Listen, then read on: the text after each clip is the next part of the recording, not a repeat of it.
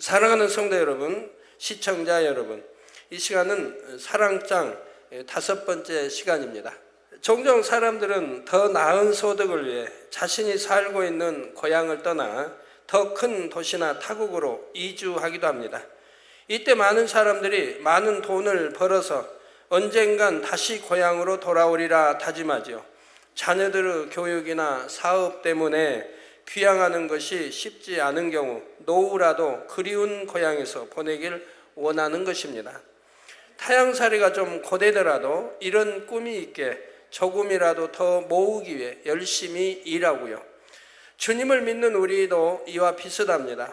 객지 같은 이 세상에서 잠깐 머물며 우리의 진정한 고향인 천국에서의 영원한 삶을 준비하기 위해 살고 있지요. 더구나 지금은 그 본향집으로 돌아갈 날이 얼마 남지 않은 때입니다. 그러니 더 힘껏 충성하여 어찌하든 조금이라도 더 좋은 처소를 예비하고 많은 상급을 쌓아 준비해야 하지요.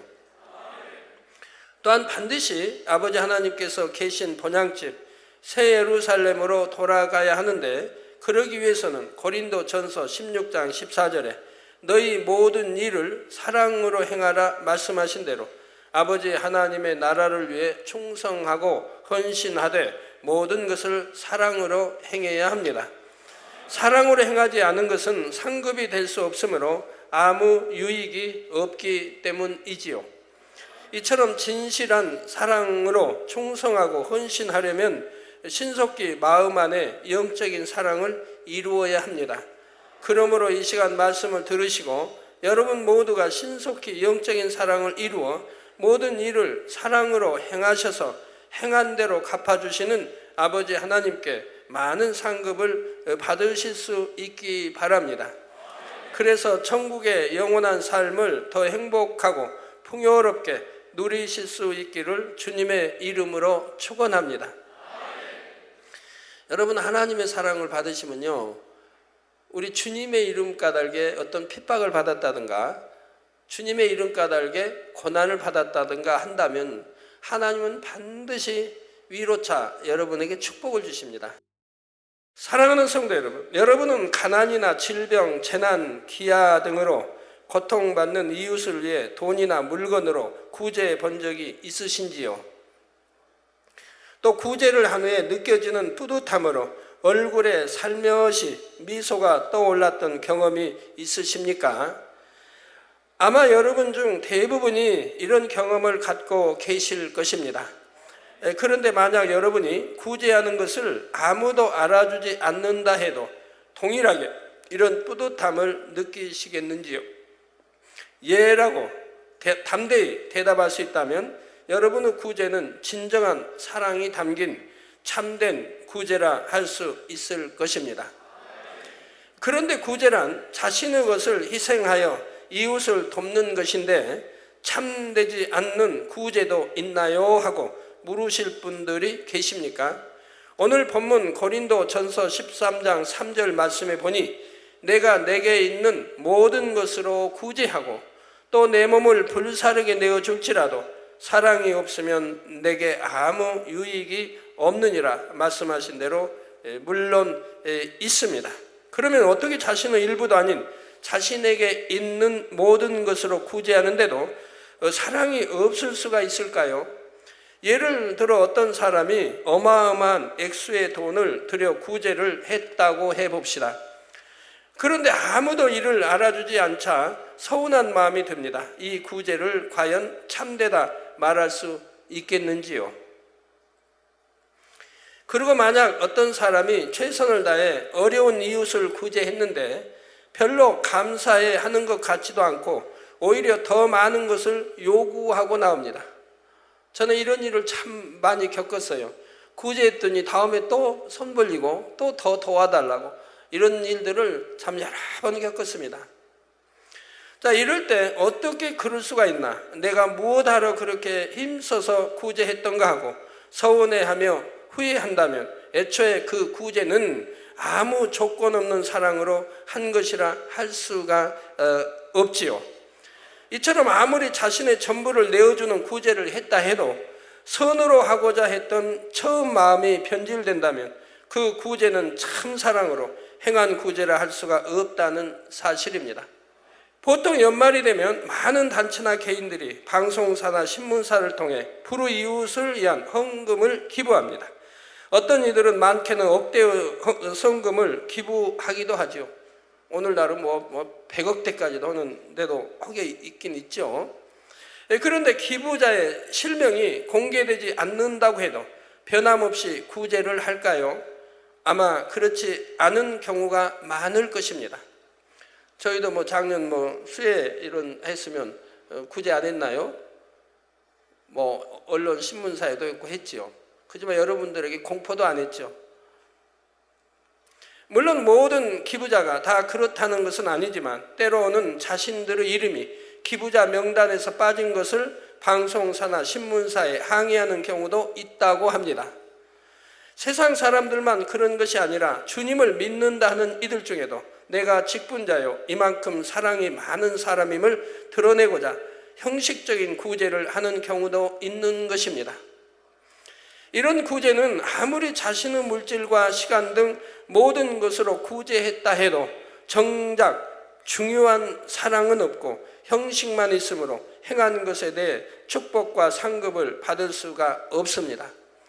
마태복음 6장 1절에서 2절에 보면 예수님께서도 사람에게 보이려고 그들 앞에서 너희 의를 행치 않도록 주의하라. 그렇지 아니하면 하늘에 계신 너희 아버지께 상을 얻지 못하느니라. 그러므로 구제할 때 외식하는 자가 사람에게 영광을 얻으려고 회당과 거리에서 하는 것 같이 너희 앞에 나팔을 불지 말라. 진실로 너희에게 이르노니 저희는 자기 상을 이미 받았느니라 하고 말씀하셨지요. 구제하고 드러내고 자랑하려고 하면 이미 사람들에게 칭찬과 다 받았다 이 말. 그래서 하늘나라에서는 줄 것이 없다 이 말입니다.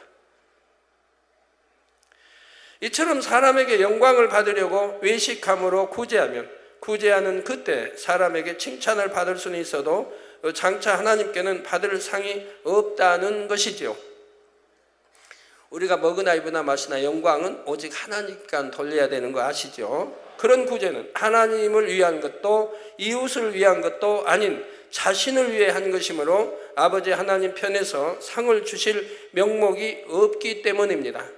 그렇기 때문에 사랑이 없으면 아무리 자신의 모든 것을 내어주는 구제라 할지라도 아무 유익이 없다 말씀하시는 것이죠. 이런 형식적인 구제를 하는 사람은 칭찬을 받을수록 그 마음이 점점 높아질 뿐이고 더 나아가 계속해서 이생의 자랑을 취해 나갑니다. 하나님께서 만약 이런 사람에게 축복을 주신다면 자신을 하나님께 합당한 사람으로 여길 수도 있지요. 그러면 마음의 할례를 해 나가지 않으므로 결국 자신에게 해가 될 수도 있다는 사실입니다. 여러분 아무리 충성봉사해도 마음에 할례하지 않으면 하나님과는 상관이 없는 거예요. 충성봉사가 믿음으로 한 것도 아니기 때문에 하나님과는 상관이 없어요. 마음에 할례하면서 충성봉사할 때 그 행함이 믿음으로 하는 것이기에 그것이 상이 되고 축복이 가는 거예요. 그래서 마음에 할례하지 않고 열심히 충성하고 하면 제가 지금까지 지켜본 그런 분에게 보이는 축복은 주신 것을 봅니다. 그러지만 그 축복이 이제 어떠한 경우에 자기 유익조차 하나님 멀리한다든가 여러 문제가 생길 때는 거두어지는 것을 보게 돼요.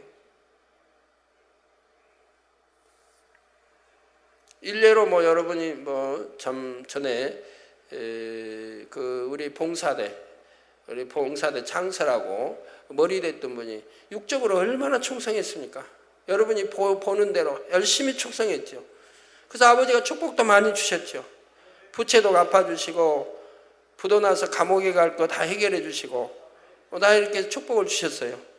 그랬더니 마음에 할례하지 않으니까 결국은 이제 배신으로 98년도에 나오는 걸 보고 99년도 그러고 나서 그 뒤로 하나님이 외면하셔 모든 사업터가 불타버리고 그리고 병들어 버리고 그래서 서울을 떠나야 하고 이렇게 망해버리는 걸 볼 수 있지 않습니까?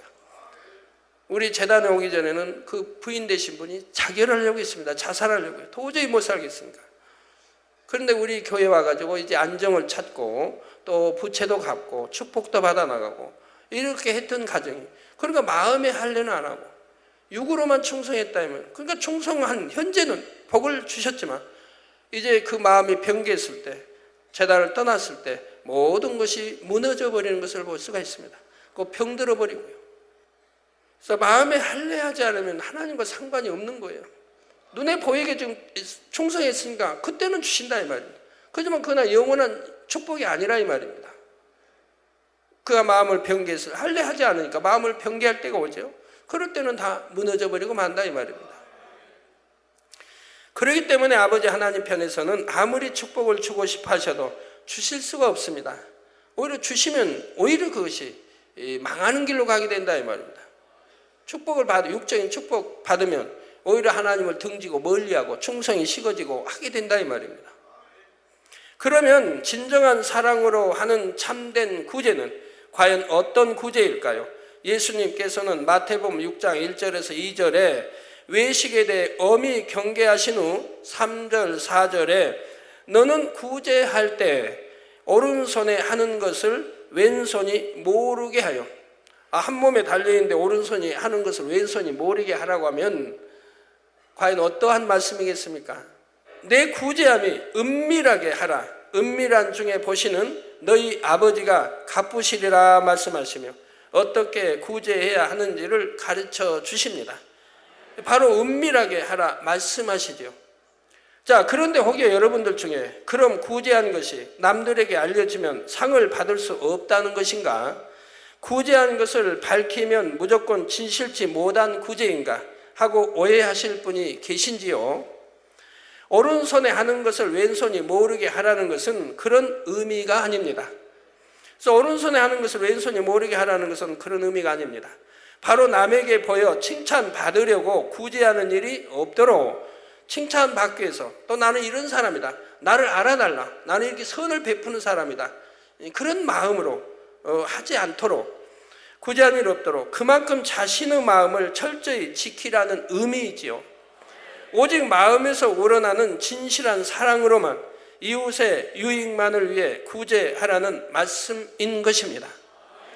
이처럼 이웃을 사랑하여 구제하는 사람은 누가 알아주든 알아주지 않든 상관하지 않습니다. 자기 드러내려고 하고 알리려고 그래서 구제한 게 아니니까요. 구제를 함으로써 이웃의 형편이 나아진다면 그것이 기쁜 것이지, 선행이 드러나 남들에게 칭찬을 받으면 오히려 민망하게 여기죠. 주님으로부터 값없이 받은 은혜가 너무나 크기에 어찌하든 자신도 베풀기 원하는 마음이기 때문입니다. 자, 또한 사랑과 선행을 너무나 기뻐하시는 주님께서 얼마나 기뻐하실까 하는 생각에 자신도 기쁜 것이고요. 더구나 은밀한 중에 보시는 아버지 하나님께서 행한 대로 축복과 상급으로 갚아주실 것을 믿게 더욱 행복합니다.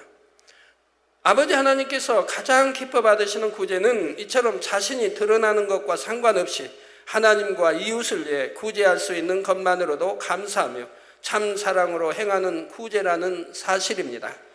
아버지 하나님께서는 잠언 15장 3절에 여호와의 눈은 어디서든지 악인과 선인을 감찰하시느니라 말씀한 대로 아무리 은밀히 행하는 선행이라도 놓치지 않으시고 반드시 축복과 상급으로 갚아주십니다.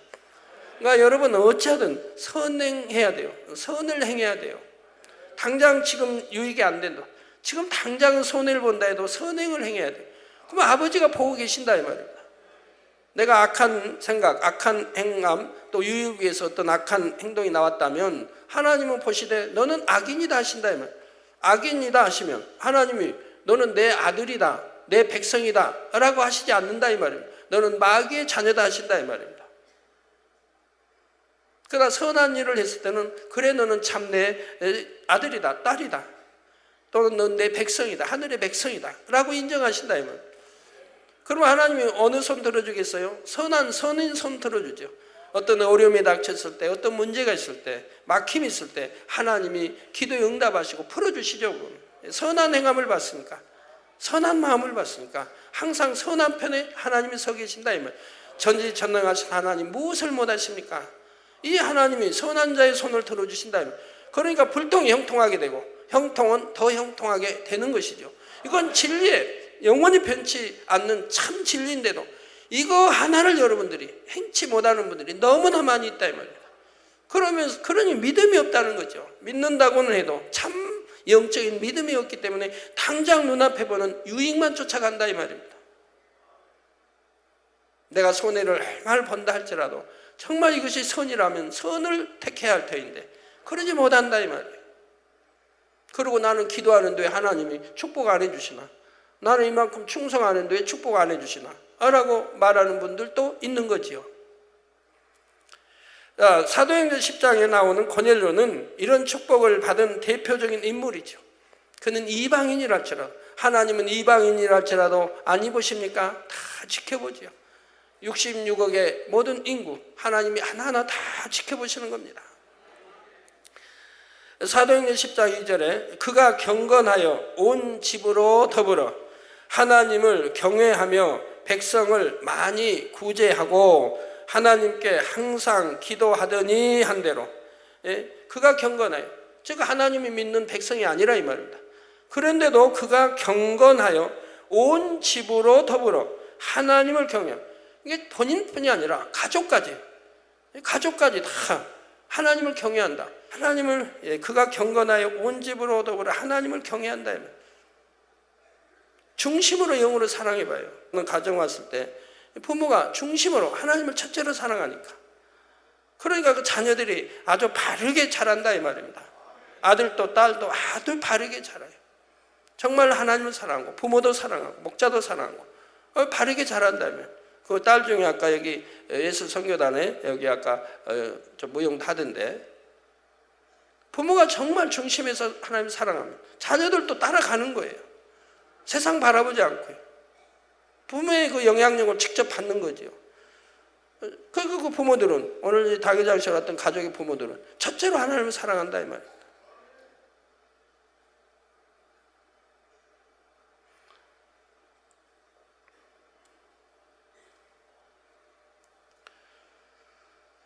그러니 자녀 교육도 주 안에서 할 것이고 자녀들도 아주 바르게, 그러면서 말씀하지, 한 번도 이 재단에 와서 자녀들도 병원에 한 번 가본 일이 없다.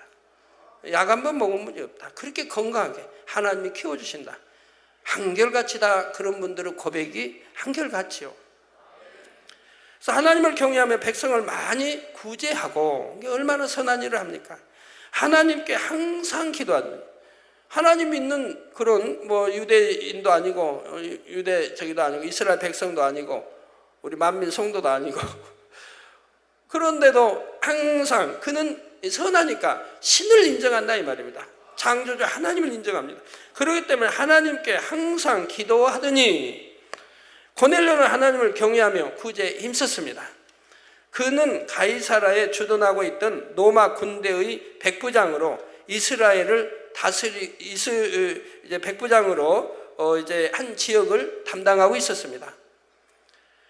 고넬료는 이처럼 로마라는 강대국의 군대 장관으로서 큰 권세와 명예를 가지고 있었음에도, 사실 뭐 백부장이 큰 권세라면 얼마나 크겠습니까? 근데 왜 큰 권세라고 하냐면요, 전에 우리 36년 일제 치하 때 보면 헌병 대장만 돼도, 헌병의 한 뭐 대위만 돼도요, 대위만 돼도 그 권세가 대단했어요.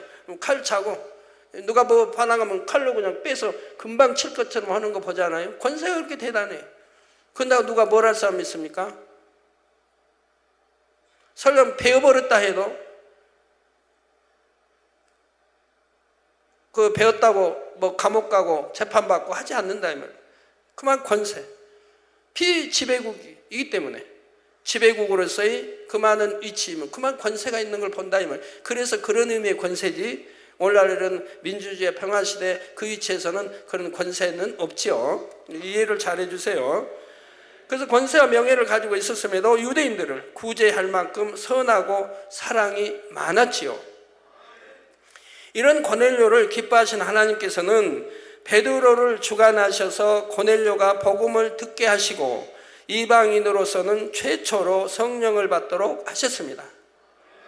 자신은 물론 그의 가족과 친구들까지 구원을 받았죠.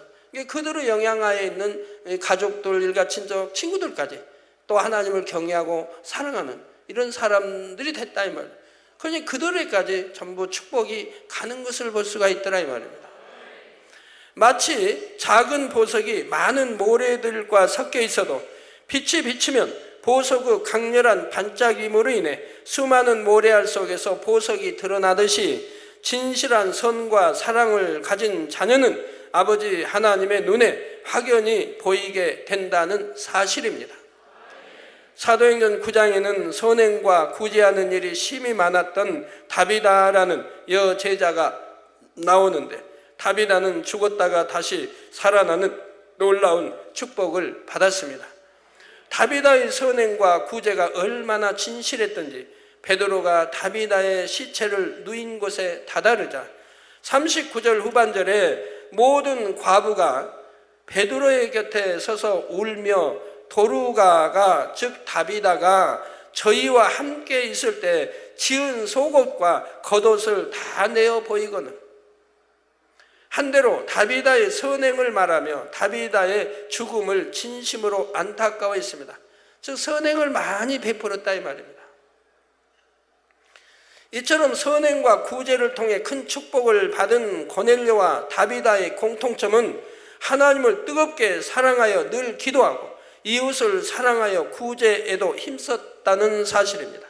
즉 선한 마음을 가졌고 행함으로 보여주었지요.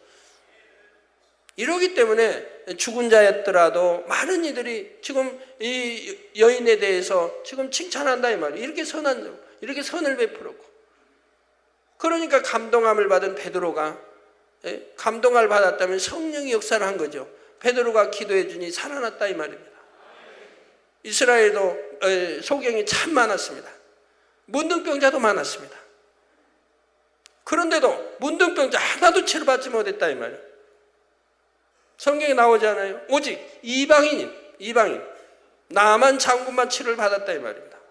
하나님의 능력의 총계. 왜 그랬냐고 나오지 않습니까? 우리 주님 말씀하잖아요. 그렇게 치료받을 만한 그는 선한 마음이고, 그리고 하나님을 경외할 수 있는 사람이고, 그런 행함, 그러기 때문에 거기는 하나님의 선지자를 통해 치료해 줬는데, 그 당시에 문둥병자 많아도 다른 사람은 치료받지 못했다 이 말. 이렇게 하나님이 치료하는 이유가 있다면, 소경들도 많았습니다. 그러나 다 치료받은 게 아니죠. 소경일지라도 반드시 주님 앞에 나와서 강청했을 때 치료가 받았습니다. 멀리 떨어져 있는데 부모가 대신하고 내 아들이 소경이니 기도해 주세요. 그래서 치료받았나요? 아닙니다. 그건 치료하지 않는다 이 말이에요. 본인의 믿음으로 나와야 된다 이 말이에요. 그리고 그 본인이 믿는다고 소경이 눈 뜬 게 아닙니다. 그가 정말 선한 자여야 한다 이 말이에요. 그래서 성경에 보면 이 소경이 눈 떴을 때 얼마나 그 마음이 선합니까?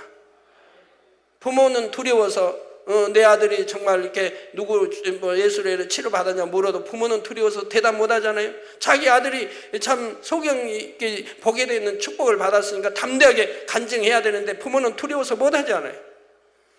그 아들에게 물어보시라고. 자기 아들에게 직접 물어보라는 거죠. 그 아들이 모르니까 아들은 뭐라고 그래요? 오히려 그들을 깨우쳐주는 거죠.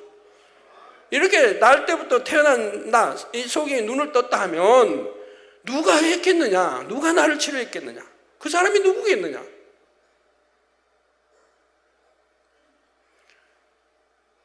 어찌하여 그걸 내게 묻느냐? 날 때부터 참 소경된 사람이 눈을 떴다는 말은 들어본 적이 없다 이 말입니다. 그런데 내가 눈을 떴다 하면, 내가 본다 하면 그분이 누구겠느냐? 라고 오히려 그들에게 질문을 합니다.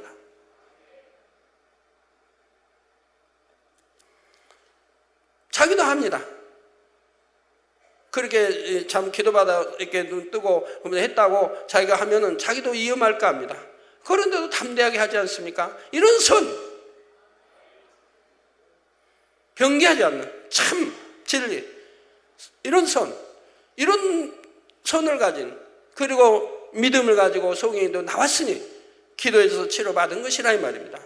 그렇지 다 받은 게 아니라, 주님 앞에 나온다고 다 해준 게 아니라 이 말. 근데 오늘날 보면 우리 성도님들 내 아들이 어디 다리가 다쳤으니 기도해 주세요.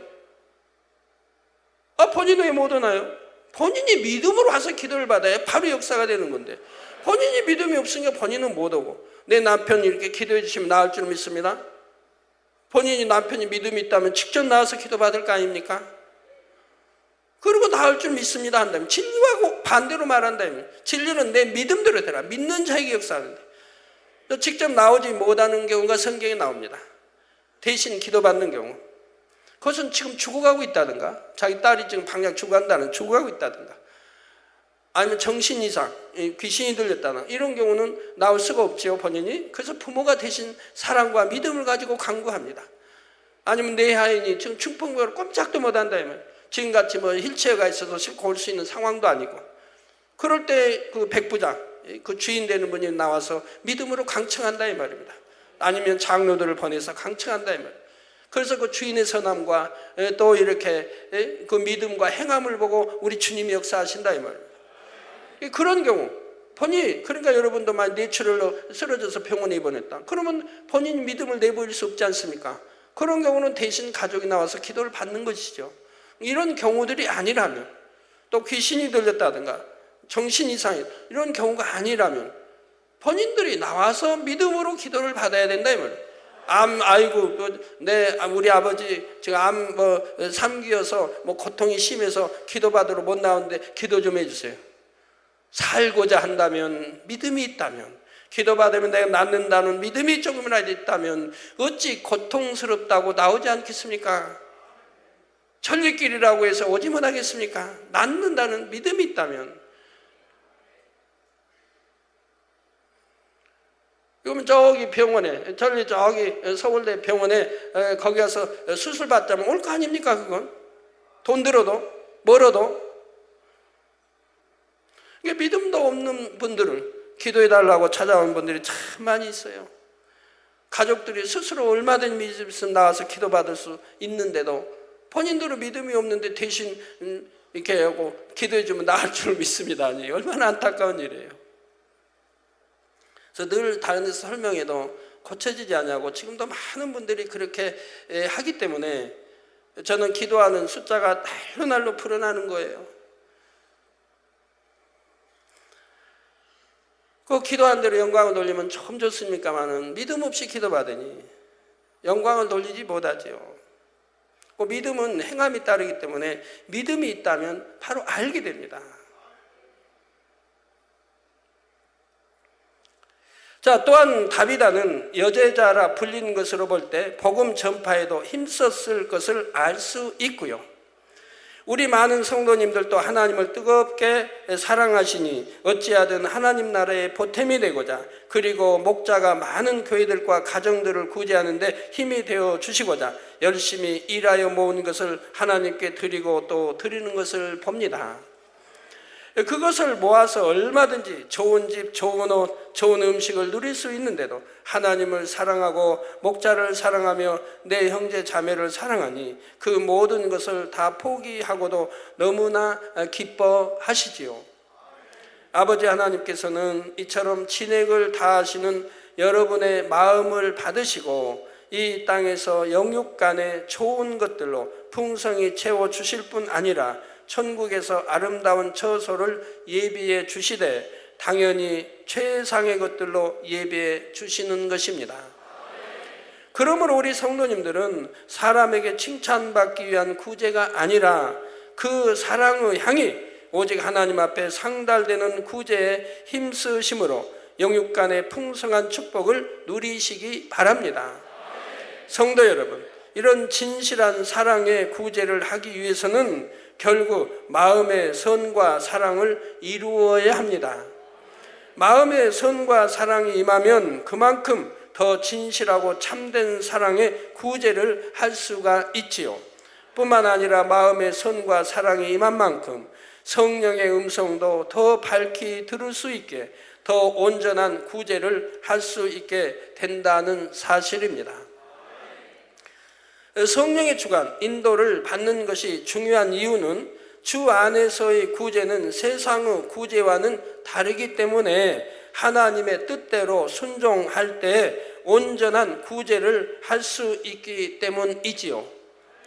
주 안에서의 구제는 사람이 기본적인 생활을 하는데 필요한 양식과 의복, 집, 물질 등을 공급해 주는 것만이 아니라 영혼의 양식을 공급해 주어서 영혼을 살리는 구제가 되어야 하는 것입니다.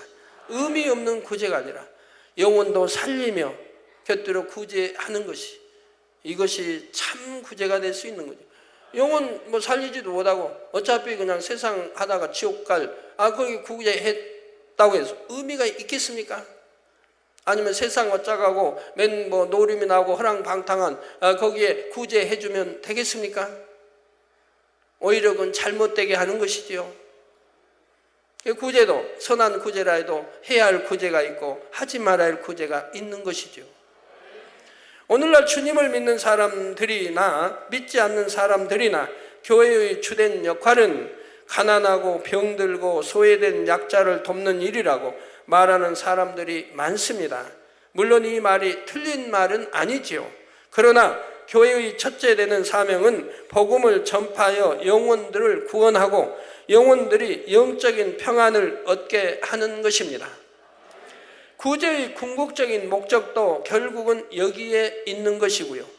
육적인 생명만을 위한 구제는 이 땅의 삶에 잠시 위로를 줄 수는 있지만 결과적으로 볼 때는 영혼을 구원할 수가 없기 때문에 사랑 없는 구제처럼 아무 유익이 없다는 사실입니다. 그래서 성경에도 보면 구제하되 될 수 있으면 믿는 가정들에게 구제하기를 당부하고 있죠. 신약에도. 그러므로 구제를 할 때는 성령의 주관을 받아 적절한 상대에게 알맞는 구제를 하는 것이 중요합니다. 여러분 이웃에 보면요, 또 선한 사람들이 있거든. 하나님을 안 믿는데도 선하다면 저 사람은 내가 열심히 어려우니까 구제해주고 도와주면 정말 마음의 문을 열고 전도받아서 구원받겠구나 한다면 여러분 그런 데는 열심히 또 구제하려고 하겠죠. 그 영혼을 구원하기 위해서, 구제도 겸해서 영혼을 구원하기 위해서. 그러나 아주 강팍하고 마음을 닫고 사는, 전도에도 뭐 그런 게 어디 있느냐라고 하고 거기가 어렵게 산다. 그럼 여러분 구제해주고 싶은 마음이 안 생기겠죠. 구제해 줘봐야 소용이 없으니까. 근데 구제하지 말라는 건 할 수 있으면 하되, 그러나 구제해도 소용이 없는 그런 사람도 있는 것을 봐요. 그러나 구제니 너무 감사해서 눈물 흘리고 마음의 문을 열고 천도도 받아들이는 이런 사람들이라 하면 얼마든지 구제할 수 있지 않겠습니까? 적절하지 않는 구제는 구제받는 사람으로 하여금 오히려 주님을 더 멀리하게 만들기도 하고 자칫하면 사망의 길로 가게 할 수도 있기 때문입니다. 예를 들어 간혹 어떤 사람들은 신앙생활은 안중에도 없고 구제받는 것만을 위해 교회에 오는 등 교회의 선한 의도를 악용하려는 목적으로 교회에 오는 경우도 있지요. 자, 이런 경우에 구제를 한다 해도 상대방이 오히려 하나님을 서운케 만들도록 돕게 됩니다. 그렇기 때문에 이런 사람들을 무조건 구제해 준다면 교회만 어려움을 당할 뿐 아무런 유익도 되지 않지요. 믿음이나 선한 마음이 조금이라도 있다면 구제를 받을 때 하나님께 감사하고 교회에 감사하여 그래도 신앙생활을 잘해서 구원받기 위해 교회에 나올 것입니다. 자, 그러면 점점 믿음이 성장하게 되고 때가 이르면 필요한 것들을 스스로가 하나님께 구하여 응답받아 나가는 신앙이 되지요. 자신의 믿음으로 11조는 물론 감사 등 각종 헌물도 드리게 되는 것입니다. 그렇다고 해서 믿음이 없는 사람이라 하여 무조건 구제의 대상에서 제외해버리면 안 되지요. 세상 사람에게도 구제해서 주님의 사랑을 전해야 하고 믿음이 연약한 초신자의 경우 믿음이 자랄 때까지 힘이 되어주는 것이 중요합니다. 그러면 여러분 전도해 놓고 그 다음에 나 몰라라 하면 안 되죠. 전도했는데 그 영혼이 하나님을 떠났다 해봐요. 그러면 천국 가서 뭘 받지요? 나 이거 전도 몇 명 했는데가 아니라 네 전도한 영혼 네가 갈무리도 하지 않고 나 아주 지옥 가 있다 하면 뭐라고 할 거예요? 내가 전도도 하고 그가 밥 먹을 때까지 아니면 죽 먹을 때까지 스스로 신앙생활을 할 수 있을 때까지 돌봐줘야 한다 이 말입니다.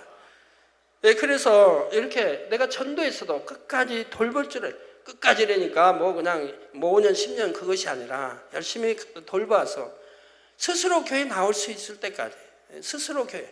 이제 내가 끌어 이렇게 다니지 않아도 스스로 교회 나올 수 있을 때까지는 돌봐줘야 된다 이 말입니다. 그래서 믿음이 연약한 초신자의 경우 믿음이 자랄 때까지 힘이 되어주는 것이 중요합니다. 믿음이 있는 성도님들 중에도 날 때부터 연약함이나 질병이 있어서 또는 갑작스러운 사고를 당해서 당장 스스로의 힘으로 살아갈 수 없는 경우가 있고요. 이런 분들이나 가족이 없이 사시는 연로하신 분들, 아동의 경우는 구제가 절실히 필요합니다. 어디는 또 가장 있죠. 소년 가장. 이런 경우라면 절대로 구제해 줘야 되지 않겠습니까? 학교 다니며 공부하면서 가장 역할을 하고 있으니 이런 데는 절대적으로 구제를 해야 할 것이고, 학교에 대한 학비도 이렇게 대줘야 할 것이고요. 다만 여기서 말씀드리고자 하는 것은 한 영혼에게 있어서 가장 중요한 것이 무엇인지를 깨달아 영육간에 유익을 주는 구제를 해야 한다는 것입니다. 막무가내로 구제하고 내가 돈 있다고 아무나 구제하고 하는 것이 아니라 잘 분별하여서 구제도 해야 된다 이 말입니다. 자, 이러한 구제는 영적인 사랑이 있는 만큼, 영혼을 위해 간절히 기도하는 만큼 임하는 선의 지혜를 받을 때 더 잘할 수 있는 것이고요. 그렇기 때문에 하나님의 자녀들은 어찌하든 한 영혼이라도 더 구제하기를 힘쓰되 자신의 생각이나 사람에 대한 정에 이끌려 맹목적으로 구제해서는 안 됩니다. 자신이 가지고 있는 재물이라 할지라도 모든 소유는 하나님께서 주신 것임을 인정하여 주인이신 하나님의 뜻대로 성령의 주관을 받아 영적인 구제를 하려는 마음이 되어야 하지요. 우리 성도님들 중에는 어려운 중에 이 재단에 오셨다가 믿음 안에 열심히 살아감으로 질병과 가난에서 벗어나 지금은 큰 축복을 받아 나가는 분들이 많지요. 구제를 받음으로써 가정도 복음화되고 화목해져서 가족 모두 주님의 일에 충성함으로 축복받아 나가는 가정들도 많고요. 이제는 축복받아 이전에 졌던 사랑의 빛을 갚는다는 심정으로 오히려 어려운 분들을 구제하고 계신 분들이 많이 있습니다. 이 얼마나 행복한 일입니까? 더구나 본 재단에는 축복과 응답의 비결을 밝히 알려드리는 생명의 말씀이 있고 권능이 있습니다. 그래서 어떤 막막한 문제라도 중한 질병이라도 해결을 받고 치료받을 수 있으니 더욱 소망이 넘치지요. 저 또한 7년간의 질병으로 건강도 가정의 화목도 물질도 다 잃고 절망 속에 있을 때 주님을 만났습니다. 주님 앞에 나가 무릎 꿇는 순간 모든 질병을 치료받았고 말씀 안에 살아감으로 축복이 임하니 산더미 같은 부채도 다 갚을 만큼 많은 축복을 받았지요. 가정도 화목해지고 모든 부채가 사라졌을 뿐 아니라 이제는 예전에 저와 같이 가난한 사람, 질병 있는 사람, 갖가지 불행한 일로 고통받는 많은 영혼들을 구제하는 사람이 되었다는 사실입니다. 제가 주의종으로 부름받기 전에 훌륭한 장로가 되어서 축복받아서 이렇게 가난하고 소외되고 불쌍한 사람들 도와야겠다 하고 늘 기도 제목이었어요. 그런데 주의종으로 부름받으니까 제가 그런 질문을 하나님께 했죠. 내 기도는 이렇게 항상 훌륭한 장로가 되어서 축복받아서 가난하고 소외되고 이런 사람들을 구제하려고 항상 기도해 왔는데 이제 주의 종으로 부르시니, 그것도 가장 답답한 것은 기억력도 없고 이제 그 나이에 공부한다는 것도 그렇고, 그래서 이제 그런 그래서 불순종하겠습니다 그런 뜻은 아닌데, 그래서 그런 질문을 하면서 아버지 하오나 이 하나님이 저에게 종으로 부르신 말씀을 다시 한번 저에게 주시면,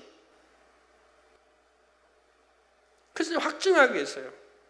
다시 주시면 제가 무조건 아멘하고 가겠습니다. 물론 아멘은 했지만 마음 중심에서 내가 확고한 신념이 있어야 되기 때문에, 하나님이 종으로 불렀다는 확고한 신념이 있어야 되기 때문에 제가 이제 그런 질문을 했죠.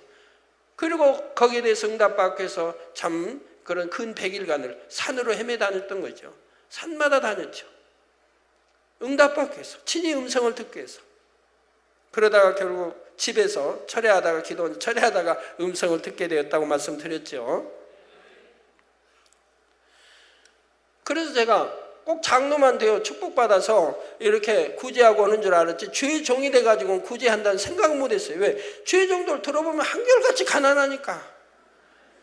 가난하고 그냥 끼니도 어렵고 자녀들 대학교도 못 보내고 이런 것만 늘 보고 들어왔기 때문에 주의 종은 그냥 가난한가 보다 하고만 생각해서 제가 그런 기도를 올리게 된 거죠. 내 기도는 지금까지 이렇게 왔는데 주의 종으로 부름받으니까 이제 그 기도했던 제목을 이룰 수 없다고 생각한 거죠.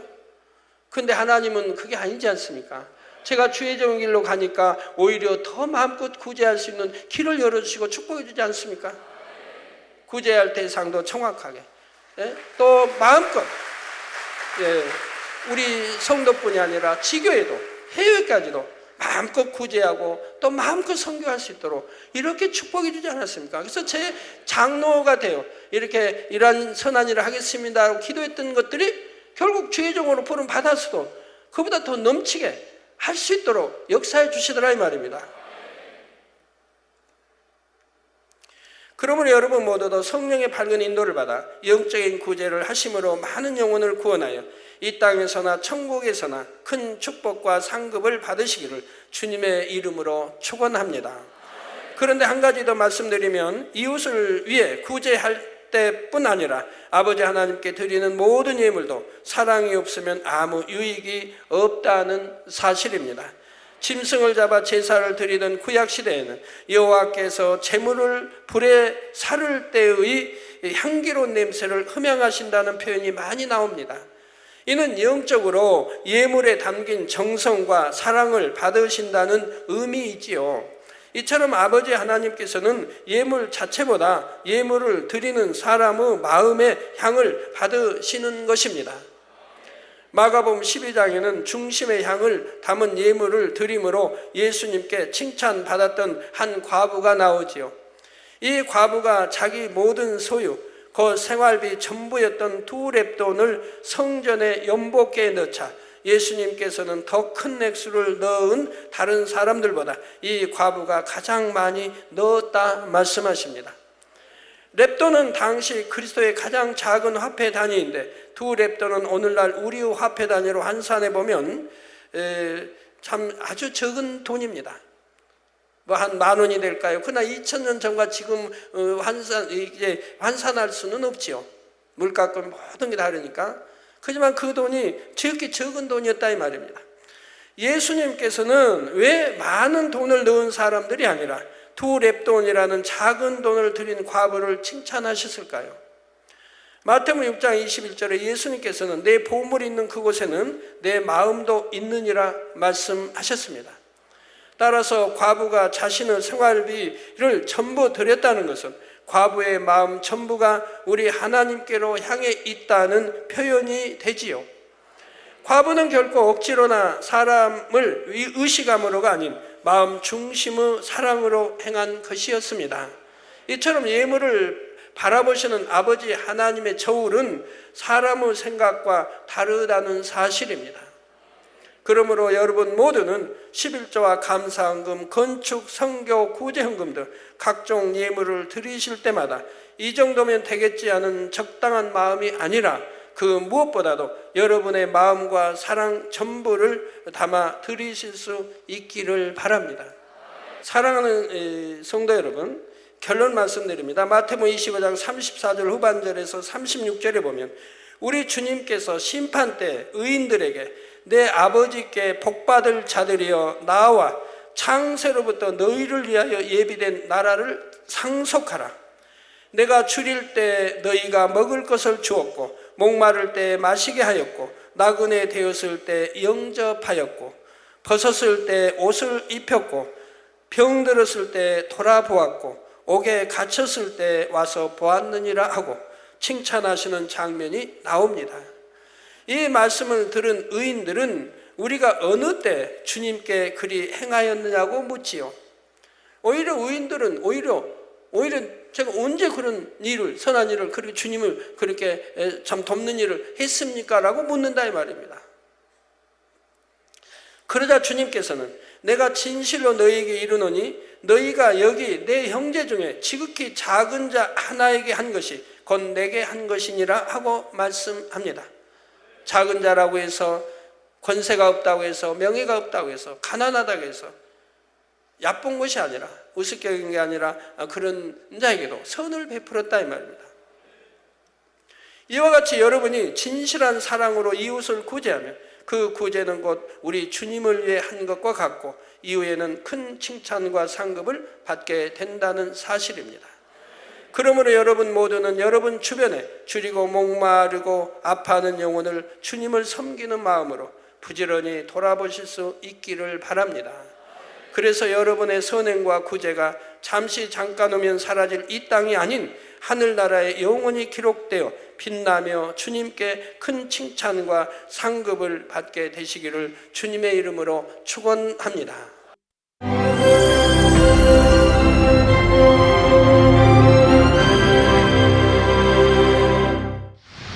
할렐루야. 전능하신 사랑의 아버지 하나님, 이 시간 기도받는 모든 성도님들 위해 안수하여 주옵소서.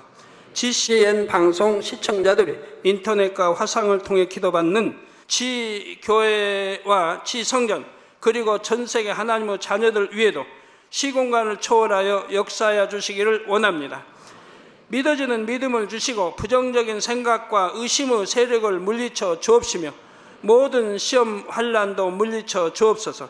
머리부터 발끝까지 오장육부 뼈 마디마디 온몸의 신경 조직 세포 등 아픈 곳마다 성령의 불로 태우시고 근본의 빛으로 역사하여 주옵소서. 예수 그리스도의 이름으로 명하노니 원수마귀 사단 모든 질병 균 연약함아 물러가라. 빛이 여임하라. 모든 불치 난치병도 성령의 불로 태워 깨끗하게 역사하여 주옵소서. 말라리아를 비롯한 모든 풍토병도 물리쳐 주옵소서. 감기, 기침, 열, 몸살, 독감 등 각종 유행성 질병도 다 물러가라. 어떠한 유행성 질병 균도 틈타지 않게 지켜 주옵소서. 위암, 폐암, 간암, 유방암, 자궁암, 대장암, 피부암 등 각종 암과 에이즈, 백혈병, 뇌졸중, 고혈압, 저혈압, 심장병, 폐병, 위장병, 당뇨, 부인병, 피부병, 갑상선 질환과 모든 염증도 깨끗게 하여 주옵소서. 소아마비, 중풍, 관절염, 디스크도 온전케 하여 주옵소서. 요통, 두통, 신경통을 비롯한 모든 통증은 사라질지어다. 간질, 자폐증, 우울증, 조울증, 노이로제 등 모든 정신질환도 물러가라. 모든 마비된 것도 풀어지고 일어나 걷고 뛸지어다. 눈도 잘 보이게 하옵시고 귀도 잘 들리게 하여 주옵소서. 소경은 눈을 뜨고 기머거리는 들으며 벙어리는 말할지어다. 각종 사고 후유증도 깨끗게 하시고 부러진 뼈도 붙여 주옵소서. 화상 입은 것도 온전케 하옵소서. 화기야 물러가라. 열도 물러가라. 아버지 흉터도 나지 않게 역사해 주시기를 원합니다. 마약을 비롯하여 각종 약물과 독극물 중독도 깨끗함을 입을지어다. 죽은 신경과 세포가 살아나며 죽은 자도 살아나게 하여 주옵소서. 잉태의 축복도 주시기를 원합니다. 잉태 축복을 받으라. 예수 그리스도의 이름으로 명하노니 원수마귀 사단아 하늘 공중 곳에 잡은 악의 영들아 물러가라. 그의 사자들도 물러갈지니라. 이 땅의 악한 영, 더러운 영, 거짓되고 간사한 영, 이간질하고 미혹하는 모든 어둠들은 물러가라. 모든 흉악의 결박을 풀고 어둠아 물러가라. 빛이 여임하라. 아버지 하나님, 부르짖어 기도할 수 있는 능력을 주시고 죄를 버리고 성결될 수 있는 능력을 주옵소서. 영혼이 잘됨같이 범사에 잘되게 하시고 가정의 복음화도 이루어 주시기를 원합니다. 한 주간도 모든 사고와 재앙으로부터 지켜주시고 불통이 없는 형통한 삶을 살 수 있도록 축복해 주옵소서. 성령의 불담으로 천군 천사와 주님의 불꽃 같은 눈동자로 모든 하나님의 자녀들과 가정, 일터, 사업터를 지켜주시기를 원합니다. 학생들에게 지와 명철을 더하시고 공부도 할 수 있는 뜨거운 마음과 열정도 더하여 주옵소서. 마음과 생각을 세상에 빼앗기지 않도록 지키시고 하나님을 뜨겁게 사랑하는 학생들로 축복하여 주옵소서. 하나님의 자녀들이 먹으나 마시나 입으나 무엇을 하든지 하나님 앞에 영광 돌리는 삶이 되게 축복하여 주시기를 원합니다. 나는 하나님을 만났노라, 체험했노라, 응답 받았노라, 축복 받았노라, 간증하는 입술이 되게 역사하여 주옵소서. 아버지 하나님 감사합니다. 홀로 영광 받으옵소서. 우리 주 예수 그리스도의 이름으로 기도하옵나이다. 아멘.